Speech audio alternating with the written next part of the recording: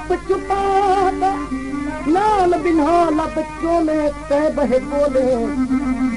नाल असां रूपोश वते नाल बिना घुंड खोले ते बहे बोले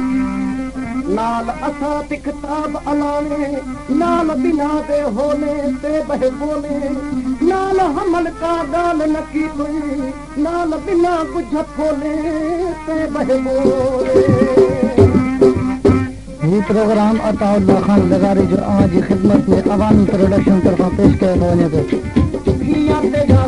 करेगा पलका दे विच दरे दरे पलका दे विच दरे दरे अखियां दे दियां